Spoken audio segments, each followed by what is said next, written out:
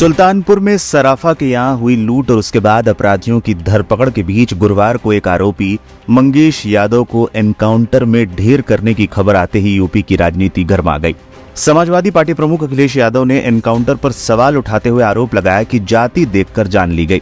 गुरुवार की शाम अखिलेश यादव ने इस एनकाउंटर को लेकर बड़ा आरोप लगाया था। अखिलेश यादव ने कहा था कि एनकाउंटर के नाम पर 2 दिन पहले मंगेश को पकड़ा गया, फिर शरीर में बंदूक सटाकर गोली मार दी गई। अखिलेश ने यहां तक कहा कि मेडिकल रिपोर्ट बदलवाने का दबाव डाला जा रहा है। अखिलेश ने सुप्रीम कोर्ट से इस मामले पर तत्काल संज्ञान लेने की अपील भी की थी।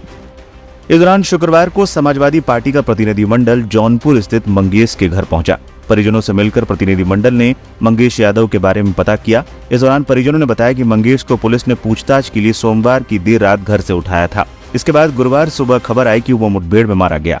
सपा प्रतिनिधिमंडल ने मंगेश के परिजनों की अखिलेश यादव से मोबाइल पर बातचीत भी करवाई। अखिलेश ने परिवार को सांत्वना दी और कहा कि समाजवादी पार्टी हर स्थिति में मंगेश के परिजनों के साथ है।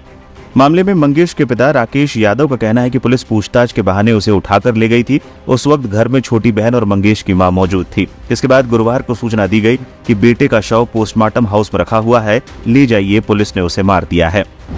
जात देखकर एनकाउंटर किया गया।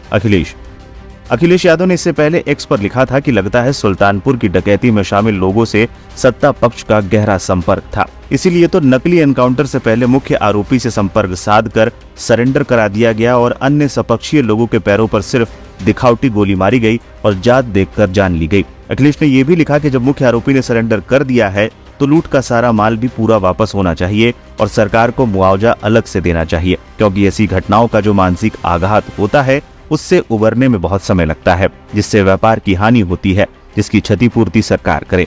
अखिलेश ने कहा, नकली एनकाउंटर रक्षक को भक्षक बना देते हैं। समाधान नकली एनकाउंटर नहीं, असली कानून व्यवस्था है। बीजेपी राज अपराधियों का अमृतकाल है। जब तक जनता का दबाव और आक्रोश चरम सीमा पर नहीं पहुंच जाता, तब तक लूट में हिस्सेदारी का काम चलता रहता है और जब लगता है जनता घेर लेगी तो नकली एनकाउंटर का ऊपरी मरहम लगाने का दिखावा होता है। जनता सब समझती है कि कैसे कुछ लोगों को बचाया जाता है और कैसे लोगों को फंसाया जाता है।